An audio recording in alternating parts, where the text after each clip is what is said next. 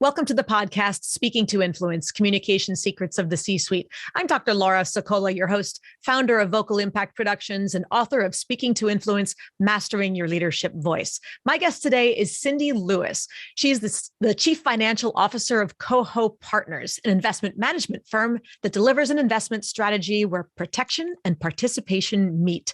Cindy, welcome to the show. Thank you, Laura. Thank you for having me. So tell us a little bit about Coho Partners. What's your 30-second elevator pitch? Sure. So Coho Partners is an independent, employee-owned investment management firm located in the suburbs of Philadelphia with approximately $10 billion in firm assets. For over 23 years, Coho Partners has helped our clients meet their financial goals. And I'm oftentimes reminded that those financial goals are saving for retirement, helping your kids get to college, and for our institutional clients fulfilling their mission. And as CFO, I get to be a part of that impact by focusing on the operations and finances of Coho Partners, ensuring that our teams have the resources they need to deliver for our clients, but also keeping an eye towards sustainability and longevity. Perfect. So in all of that, what's your favorite part of your job and why? So I like to call myself a people CFO. I really believe that investing in the relationships help me obtain a deeper level of communication with people. So to be able to connect with the person I'm speaking with, understanding their motivations and their emotions around things, because everything has emotions tied into it. And so for me, my job is to deliver business insights from the financials. But what I enjoy about my job is investing in the relationships to get to understand the opportunities and the challenges as an organization that we face, but doing that through the lens of the relationship building, the understanding the motivations from the people. So investing in relationships is my most important thing I enjoy in my job. And not surprising, that's not the right word, but it's a nice change sometimes to hear chief financial officers or people who are in the numbers world talk about how much they love the people aspect of the job and the relationship development, because I think that's an area that many struggle with sometimes. And so for people out there who are struggling with that, and whether you're in the finance world or the IT world or any place else, see, it is possible to have both. So take heart, and Cindy's going to give you great suggestions and advice about how to do exactly that, how to take your knowledge, take those numbers and be able to connect with people who may not have that kind of facility with the numbers themselves. Right, Cindy? I think that's right. I think as a finance person, we are drawn to numbers. There's an elegance to the numbers, but it's not the when I do the math. I got to tell you, there's no elegance when I do numbers, but that's why people like you exist, to help the rest of us. Yes, but there's a story behind the numbers, and I think that's what elevates an individual from being a good analyst to potentially being a good executive within an organization. And that's where we're going with this entire program. I'm really glad to hear you kind of cut to the chase or give a spoiler alert in many ways. That is why I have this entire program, is that when you get to that certain point in the career, it's not enough just to be a technical expert. You need to be able to tell the story of the numbers, to explain that genius to people who don't share it necessarily and make them get it. So thank you so much for putting that right out there up front. Great. Well, I'm excited. Now, what is something interesting or exciting that's happening with Coho Partners or in your industry? And most importantly, how do you have to adjust your messaging when you're talking to different key stakeholder groups about it? So as I mentioned in my elevator pitch, that we're independent and employee owned, and that was something that is a critical part of our values as an organization. We are fiduciary, so we want to make sure that our clients' needs come first. And so that's why it was very important for us to stay independent. But as the founders, I've said we've been doing this for over 23 years, the founders start thinking about how do we continue to serve our clients far into the future. And so succession planning has been a topic of for the board, a focus for the board. And so as an organization, we had made the decision just at the end of last year to become a minority ESOP company. And an ESOP is, for those that aren't aware of ESOPs, ESOP is an employee stock ownership plan.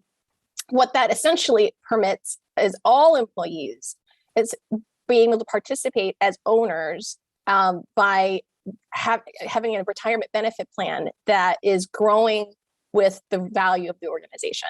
So as we do well as a firm, our employees' retirement plans do well, and that's how they get to participate with the profits and the growth of the organization. So this has been a very deliberate decision by the board. But in terms of how do we start to talk about that, there's a lot of different stakeholders that are interested in how we execute this ESOP. So the two stakeholders I'd focus on is like the board. The board was very focused on the risks that we would be undertaking by opening up an ESOP. How do we do right by existing shareholders as well as the employees? How does this impact our culture? So those are the types of questions that they were asking me. And so that required me to spend a tremendous amount of time building financial models, understanding the mechanics, but that's very weedy for a board. And as a result, my communications to the board needs to be more high level. I do all the analysis in the background, present the question. So for example, we had to decide how much to fund the ESOP in the first year. That was the question that I had to answer for the board. I presented the question, presented my thought process, and then presented a proposal, letting them know I have all the details in the background should they want it or desire it. So that's how you keep the board at the right level and engage in conversations and allow them to ask a lot of questions, because that's really how they get a lot of comfort in what we're doing, is by asking questions. The Terrific. other yes, sorry, go ahead. The other group. No, that's perfect. So and I appreciate that you just walked us through various stages of, if you're going to address the board at their level, keep them engaged, but provide them as much information as they need, but not more information than they need, to have those multiple steps. So if you miss those steps, go back, rewind the last minute and a half or so, and catch how she walked them through both from the question, her thought process, the importance of walking someone through your thought processes, not every thought you had over the course of the last 6 weeks of analysis, but the primary high level thought, and then the so what, the analyses, the outcomes afterwards. I think that's a great strategy to approach. And a lot of people don't really put those pieces together that succinctly. So thank you for sharing that. What about talking to the actual employees themselves? How do you message the notion of an ESOP? Because I don't think a lot of them probably knew what that was. Yeah, I think the employees, employees are in various stages of understanding and acceptance. And so this was now trying to address a very broad audience. So unlike the board where you have 4 or 5 people, you kind of get to their individual concerns. A broad audience is a more difficult communication, because you have to provide communications applicable to everybody, but recognizing that some people are going to be very analytical, will want to challenge. Some people are just excited and happy to be a part of the ESOP. And then you have some people who are just highly skeptical. So they're not bought in yet, right? So recognizing that that our team members were in different stages of understanding and acceptance of the ESOP, and really also understanding their impact towards the company value, and as a result, their own retirement accounts. This required me to pull together presentations that, again, of a sufficient level, higher level, that's applicable to everyone, but then really supplement that with individual conversations and opportunities for conversations, and meeting those individuals with where they're at. So for their investment team folks, for example, they're just analytical by nature. That's what they do for their day jobs. I have to be prepared to talk through with them, what would the various modeling look like? What does the scenarios look like for their own situation and for the company as a whole? And then for those that are just wanting to understand, well, how can I impact the ESOP? Those are individuals that perhaps want to touch more softly about, how do they contribute? How do they contribute to the culture? How do they contribute in terms of cost savings for the company? They're looking to see how could they be helpful, right? So again, high level conversation that's applicable to everyone, but then supplementing that with meeting where the other person, that other stakeholder is at, where they want me to engage with them. And with regard to those who were skeptical, and it's interesting to hear that some wanted to know more about how they could impact the ESOP, were others on the other side looking at it from, or questioning things like, why would I want to do that? is it more risk on my end versus what's in it for me versus it seems complicated and scary? Yeah, and I think that's all human nature, right? I think it isn't. I think it's it's a representation. I think in regards to everybody comes it from their own perspective. So yeah, everybody has a decision to make when they come into work every day. Do they want to come into this company? And we want them to be excited about coming to our company.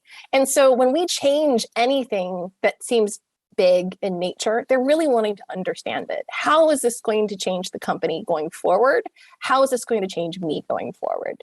And I think those are all fair conversations to have. It's just very interesting to see the evolution for people in terms of understanding and, again, accepting. Absolutely. And in doing all of this, it sounds like you've got a really good handle on understanding the importance of shifting your approach to meeting the needs of different audiences where they are. In doing all of this, more narrowly, what's a specific communication skill that you're really good at? And what's something that you wish you were better at? So I think I've communicated that what I enjoy about my job is the relationship building. So I'm probably what I would refer to as a long invested speaker, right? Or long invested communicator. I invest in the relationships so that I can tailor my communication style to the person I'm speaking to. And that means I really need to do a really good job listening. And it's a skill that I've really tried to lean into. Really understanding where the other person's coming from, what is their motivation, what I like to say, what's the honesty behind the honesty. If they're asking a lot of questions, it could be because they have concerns and they have fears. And so trying to understand those motivations, as a result, I can make sure I'm answering their questions, their concerns, where they're at. So that's what I believe is a skill that I've practiced over time in honing, is the listening aspect. In terms of what I could do better, I've been very focused on tonality. I think I've watched one of your podcasts, Laura, about how to speak like a leader. And one of the skills that you call out, or one of the traits that people often exhibit that you called out, is the uptalk. And that's something that now that I'm aware of it, I hear it quite often in my speaking. So I'm trying to do better at managing that. And I have a good group of people around me that I feel safe around, and they're willing to call me out on it. They'll tell me when I'm doing the uptalk. Well, congratulations, because you've hidden it really well so far. So you think that you've gone well along that learning curve. And it's not that, for anybody out there who's listening who might think, well, but I heard a phrase or two go up. It's not to say that your voice should never rise. There are thousands and thousands of different reasons and causes and contexts in which we do want our voices to rise at the ends of different phrases. Maybe it's in the middle of a point, and then you're going to make the other half of the point, and there's a continuation. There's lots of different reasons. So anybody who's out there and concerned about it for themselves or for other people, I don't want you to be hyper vigilant and overgeneralize that your voice should always come down, because if it always does, then you just sound angry and it sounds really curt, and there's anything but being warm and approachable. And we don't want that either. So it's the variation. Sometimes we should go up, sometimes we should go down, and sometimes it'll hold. Lots of different tonality patterns matter. It's just a matter of it shouldn't be as ritualized as something bobbing on the ocean with the same routine, the same amount of time, and the same amount of variance. That's when it gets ugly. So that's what we want to avoid. Thank you for that little PSA in there, Cindy. I appreciate that very much. And it sounds like you've really done a great job of, if you have noticed it in the past in yourself, being able to get it under control. So you're a great testament to what is possible. And I think you sound great when you're talking. So thank you for joining us. Thank you. Thank you. Self-awareness is probably key, right? Just being more aware. Absolutely. And the other thing that you mentioned that's important is having that core support group, those colleagues. And I don't mean support group in the, big picture support group kind of a sense, but the people, friends, family, coworkers, direct reports, supervisors, whoever, where you can ask them for that kind of feedback and just say, look, I'm trying to work on this. If you catch me saying, 1,000 times, or you catch me doing upspeak, or you catch me kind of trailing off at the end of my sentences and going to vocal fry, or doing whatever other habit that you are trying to break, please tell me. Please catch me on this, or, make a tally on my on your page and let me know afterwards you heard it 6 times, or, give me a little first base coach ear tug, or, chin scratch or something along some symbol to let me know I'm doing it again and to help me break it. But where, it's a non-judgment Correct. exchange. Yes, I think that's key. That's one of the things we've talked about, my colleagues and I, is the fact that we have to have a sense of humor about this. And so we do call each other out on our foibles, and we can laugh about it. And we all know it's coming from a very good place, that we're just really trying to challenge each other to do better. That's awesome. That's awesome. That collective accountability and sense of co-elevation. How do we work together to help each other get better and become our best, most successful, most authentic, most effective self? And who better would you want around you than those people who are going to help you be your very best? I think it's fabulous that you've created that environment and that culture among your team. So if you've got suggestions for how can other people do that within their teams, or finding that kind of accountability, singular partner or little collective? So I think what I recognize is awareness is the first thing. Be aware of what it is I wanted to improve in myself. Once you become aware of it, I've found that all of a sudden, all these signs start to crop up. You see articles all of a sudden that speaks to the things that you're more aware of. So that self-awareness brings things to the surface. That's actually referred to as, or that's triggering what's in the brain. We talk about the reticular activating system, where you never saw something before, it was never on your radar. Then somebody mentions it to you, and then suddenly you notice it everywhere. You can't not notice it. Where it never existed in your world, suddenly it seems like it's everywhere, but it's really just that you didn't notice it before. So great. I love that that's relevant to being aware of your own speaking style. Please continue. Yeah. So what I went through specifically is that I started seeing articles, TED Talks that started to come up. I have no idea if it's algorithms that's in Facebook that's picking up, the things that I'm searching for.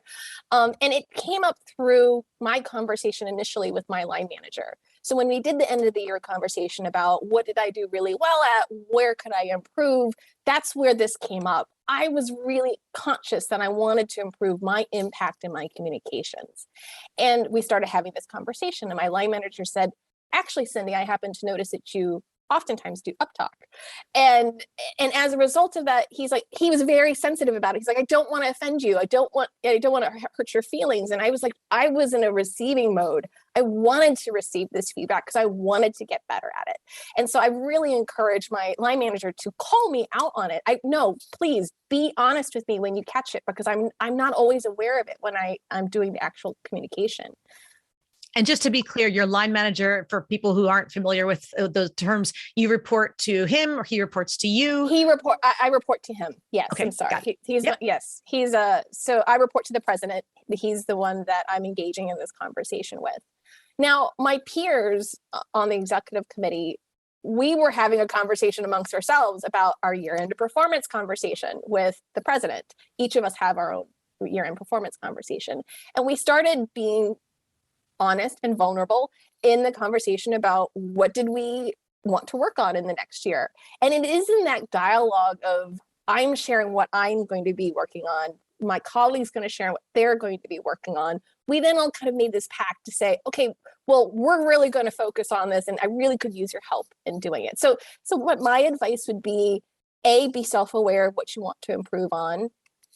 B, use the articles, the TED Talks, whatever it is that came up as a opening to the conversation. I was reading an article about uptalk, and it's something now I'm really conscious of. Would you help me focus on that and do better? So then ask for the help. I think that's how I would suggest people do it. That's awesome. I'm so excited that we went down this rabbit hole, because I think there are a lot of people out there who are going, how do I do this? How do I talk about this? And side note to everybody else out there, if you hadn't picked up on it before, notice that in thinking about the year-end review conversations and goal setting for the next year, that it's not just about technical skill development. Under that whole world of leadership, I'm sure that was classified probably under leadership development or other kinds of skills, that communication skills are an inherent part of those leadership skills, and that these are three senior leaders, four senior, however many people were on that team. You're all chiefs or EVPs or something along those lines, and discussing how do we become better communicators and all coming together in a team to help each other improve there. So it's not just about the technical skills of finance or of analysis or whatever else it is. Am I accurate in this, Cindy? Yes, I think so. And one of the things that I would say to reaffirm how you continue to support each other is, and I mentioned it before, is having a sense of humor about it. If you take yourselves too seriously, Yes. and I take myself too seriously, and I get this feedback for the 15th time that I did uptalk, I could really start to do some damage psychologically with myself, right? Like I just can't get better at this. And that's how I would start to mentally feel. Whereas I think if you have a sense of humor about it with your colleagues, and your colleagues can have a sense of humor about it with you, then they're more willing to engage. If they feel like they're hurting your feelings, they're not going to want to be honest with you. Yes, 100% agree. Is there a way? Is there a cue? So I think in part, knowing how to give someone feedback along those lines, especially when they have requested such feedback, is also to ask the person, how would you like to receive it? Not just, do you want the feedback? How do you want the feedback? Is there a nickname that I can use? And so something like, okay, Gracie, I don't know why Gracie just popped into my head, or something else that is, or Buffy or Joey, or pick a name that's going to be the name that means, you're using a little more of this. Or do you want someone just to use a physical gesture to indicate this, or that you're using a particular pattern? Or should they send you an email afterward just saying, hey, I noticed this. Would you prefer it to be done asynchronously versus in the moment? Or just should they take you aside after the meeting conversation, whatever is done, and say, by the way, I did notice when you were talking about X, Y, and Z, that's when you slid into this habit, using the wrong kind of terminology, getting lost in the weeds, using uptalk, using, whatever it was that you've asked them to give you feedback on. Tell them how you want to receive the input. I'm going back to my favorite Jerry Maguire phrase over and over again: help me help you. Because it allows people to then feel safe to give you the feedback that you've asked for without worrying about hurting your feelings, because you've told them how to do it in a way that you'll be most open and most receptive to it. Was there any particular way, Cindy, where you would ask your people to give your feedback, or a way that you realize that you are most comfortable receiving it? So what, as a group, we acknowledge that there are certain turns or phrases that we'll use that signals. So for example, one of my colleagues will often say, Cindy, that was a great presentation, but what we usually call each other out on. Like, that's what he usually says. What we call each other out on, and he doesn't even need to say anything more beyond that, because it's a turn of phrase that we now know what it represents and what it stands for.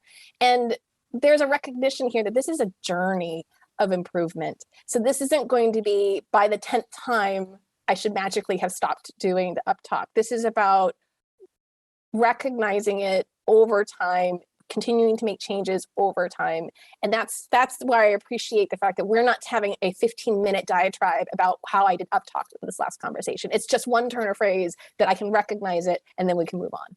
We're not making a big deal about it. Perfect. It's like that third base coach or first base coach, just some sort of signal. The signal, the pulling of the ear. Maybe that's the signal that we're going to go with. But it's like that. Well, and your version of that is just a verbal version of the ear tug, saying, "Hey, Cindy, remember what we talked about?" Yeah. Or you asked for here's the bell.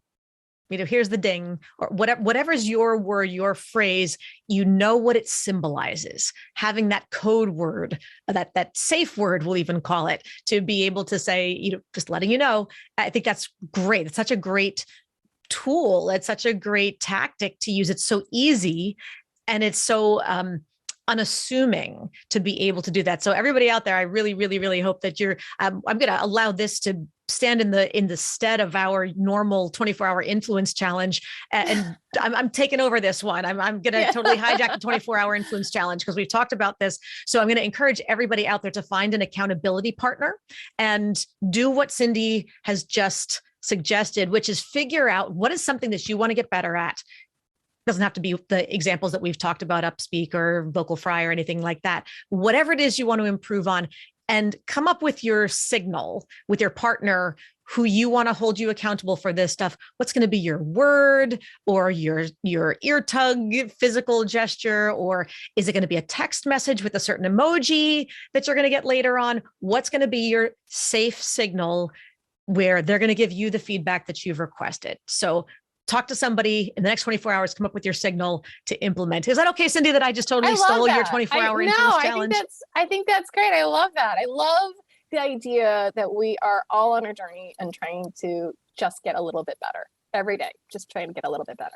Yes. And that's what it's about. Every day, just move the needle, move the needle. You know, we talk all the time about for me, it's all about mastering the 3 C's, the ability to command the room, connect with the audience, and close the deal. And closing the deal is not about signing on the dotted line and transfer of funds necessarily. We like those too, but it's really more about just moving the needle, getting to yes, one step further, making progress together. So thank you so much for all of this great advice. It's so practical. I love that it's so executable and easy to understand all at the same time. So that's been terrific. Great. Well, now tell me a little bit. We've talked a lot about shifting styles to be able to dress. You even mentioned earlier the phrase about tailoring your messaging to meet the needs of different audiences. Was it hard to learn how to do that? And was it ever not just technically difficult, but did you ever wrestle with how to do that and still be authentic? Because I think a lot of people find that balance, or at least that, I won't call it a balance, that intersection to be challenging. Yeah, I think it would be disingenuous if I told you that this has been an easy path to get to, my own communication style. I'd like to take you back to perhaps a little bit earlier on in my professional career. I was in middle management and I just got promoted to CFO. And I was excited. This is what I've worked my whole entire career for, is to achieve CFO status.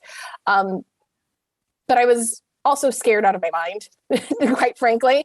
I felt like I was being asked finally to join a very exclusive club.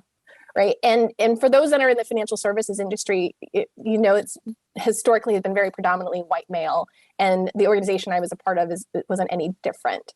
Because I was so nervous, I did seek out just as advice. Sorry to interrupt, but just for those of you who are listening on audio platforms, if you haven't seen, it's not just about male, female, but looking at the white male majority, you also are of what cultural background, Cindy? So I'm Vietnamese. So I'm a woman of color. I'm Vietnamese. Got it. Just because people can't necessarily hear that on That's audio right. podcasts. So, these I see you. I forget that we're on a podcast. Exactly. So check us all out on YouTube as well. You can get the whole interview, body language, and all. So, but I think that's an important detail because inevitably our culture plays a part of our psyche and engage in changes how somewhat consciously and unconsciously how we relate to each other. So since you mentioned that, I just wanted that piece to be clear to everybody else as well. Please continue. Thank you, Laura. I appreciate you giving that color and context there for those that are listening, not watching. So I'm seeking advice because I wanted to make sure that I could be heard. And so the advice I had received at the time was, if I wanted to be heard, I needed to be more like them. And as a person that's very focused, single-minded, overachiever, I tended to take the advice very literally. I'm curious, the person who said you need to be taken seriously, you need to be more like them, was that a man or a woman? It was a man. It was a man. Interesting. Yes. Okay. So yes. I'm curious what he meant by that. But anyway, so you interpreted it a certain way. I interpreted it a certain way. And do you know what he meant by? Did you ever get him to clarify later on what he meant by that? I did not. I did not go back and have the conversation. One piece of advice I will say to the audience that I've come to learn for myself is that you can get a lot of different advice from a lot of different people. Yes. Or I have received a lot of advice from a lot of different people. Some advice will resonate more than others. And And it's really up to me to decide what am I going to embody and what will I let go. Yes. And so I have to appreciate that's for me to decide and interpret, right? Sure. So, but at the time you interpreted that piece of advice to mean what? I interpreted that to mean, and so the added context is this, then the previous CFO became the CEO, and the previous CFO was a very different personality to me, right? So he was a confident, strong personality, very analytical, and I would say very, I don't mean this derogatory, but like unemotional, right? He was just very, very analytical, very smart individual. Very matter of fact.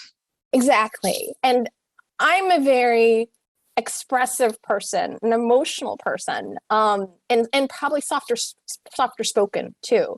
So when I hear advice like you need to be more like them, in many ways I've interpreted that to be I needed to be more like him. And I, in the back of my mind, kept saying to myself, but I'm nothing like him. Right. Our life experiences are very, very different. Culturally, we're coming from different places.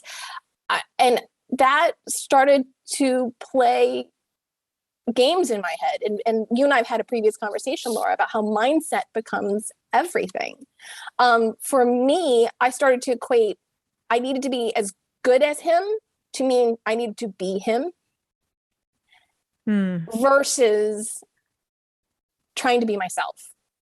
I needed to be Cindy Lewis CFO, not that person CFO. Right. And I couldn't make that distinction at that time.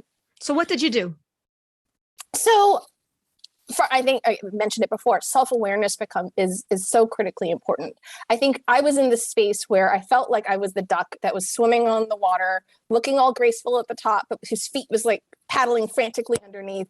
I was struggling because at the time the organization was undergoing a tremendous amount of challenges and I was being faced with challenges. So I had to focus on restructuring. I had to focus on divestitures. So talking about technically challenging things that I've never had to do before, but I wanted everyone to think that I knew exactly what I was doing. I wanted everyone to think that I had all the answers.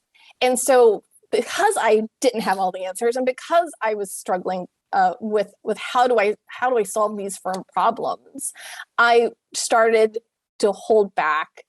I wouldn't challenge ideas in the room if I disagreed with them, but I wasn't willing to share my own ideas because I was too scared to do so.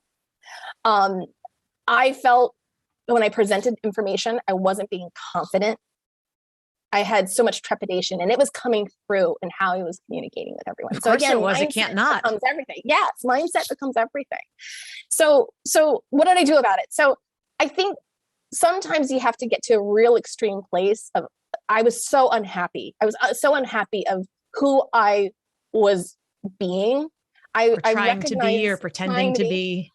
I was recognizing I was trying to be an executive, but I was failing to be a leader. Wow. So can you say that again and explain just real succinctly? Say that one more time for us, because that's a mic drop moment. And I want everybody to really focus and let that sink in. And then you can go ahead and explain it as well. Say that again. So I recognized that I was trying to be an executive, but I was failing to be a leader. And what exactly does that mean? Because that's powerful. So for me, I was going through the motions of being a CFO. I was doing the analysis. I was doing the presentations. I was being in the room as the CFO, but I wasn't commanding the leadership moment, right? So again, I think a leader has to be willing to challenge ideas that are in the room if they disagree with them. A leader should be willing to share their ideas, even if it's not going to be the most popular one. And a leader, and I've mentioned this before, a leader should be willing to be vulnerable. So if I don't have all the answers, admit I don't have all the answers, get that out and then say, but this is how we're going to try to solve that. How are we going to get to an answer? It's in that ability to accept where I needed to be. I needed to be vulnerable. I think that is where I started to recognize that is the leader I wanted to be.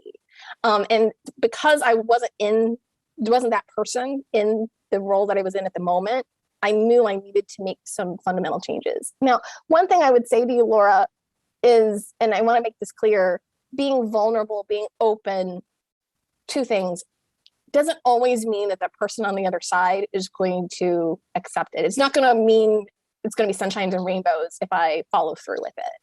I might be unpopular. This might not be accepted. This might go against contrary to the culture or the politics of the organization. But I think what became critically important for me is that's now a data point for me to make a decision going forward about whether or not I can continue to be a leader in this organization, because I can be a leader. It just might not be with this organization. And cultural fit is huge, and having the courage to say, is this a good fit or not?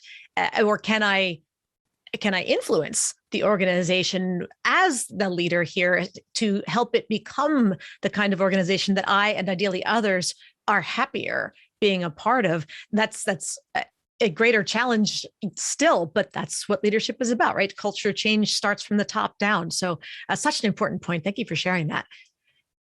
Now, we are just about at the end of our time. I can't believe how fast this has gone. And I am so excited with all the takeaways that you have shared, so many executable pieces. Is there anything else? Like, how can we learn more about you, Cindy, or about Coho Partners? If you'd like to learn more about Coho Partners, please, anyone can reach out to us on our website. Our website is cohopartners.com. If you connect with us there, we would be happy to connect with you and talk about how we can work together. If you'd like to connect with me personally, I can be found on LinkedIn. I'm also a board member of the Wilma Theater, so I hope to see people at the theater. I'm also heavily involved with an organization called the National Association of Asian American Professionals. And I really want to encourage people to connect with professional associations, especially women and minorities, to consider connecting with those organizations so that you can connect with peers who may have shared experiences as you. So I hope to see people either at the theater or at NAP events, or hopefully working together here at Coho Partners. Thank you so much, Cindy. It's been a really great pleasure to have you on the show today. Thank you, Laura. Thank you for everyone else who's listening today. And thank you also to everybody else out there listening today. Be sure to subscribe so you never miss an episode. And don't forget to give us a 5-star rating on iTunes so we can help even more people increase their confidence, presence, and influence. iTunes, Stitcher, Spotify, whatever platform you happen to be listening, or even on YouTube where you're watching today. And of course, finally, if you want to download my free guide to equipment recommendations for virtual influence, including my picks for microphones, lights, and more, go to speakingtoinfluence.com. I'm Dr. Laura Sokola, and you're listening to Speaking to Influence, Communication Secrets of the C-Suite. Hi, everyone. This is Dr. Laura Sokola, and I want to sincerely thank you for listening to the Speaking to Influence podcast. If you love listening to these episodes as much as I love bringing them to you, be sure to subscribe so you never miss an episode. And please go to iTunes right now to rate and review our podcast in order to help us expand our reach so even more people can master the 3 C's to command the room, connect with the audience, and close the deal. Thanks for listening to Speaking to Influence, Communication Secrets of the C-Suite, the show for leaders who want to speak with impact. The hosts, producers, owners, and media distributors of the show make no guarantees that the strategies and information discussed will result in profit or other success and may result in losses. The opinions and statements of the hosts and guests do not necessarily reflect the opinions of the owners, staff, managers, broadcasters, or sponsors of the show. No medical or psychological therapy or personal or professional wellness or relationship advice is offered in the show. You are advised to seek counsel on matters related to your health, family, relationships, job, or other business and legal matters from licensed advisors in those areas prior to making any changes in business or lifestyle. No information provided may be suitable in your situation. As always, take responsibility for the decisions and actions you take, including the reactions they may make in your work, family, health, and life.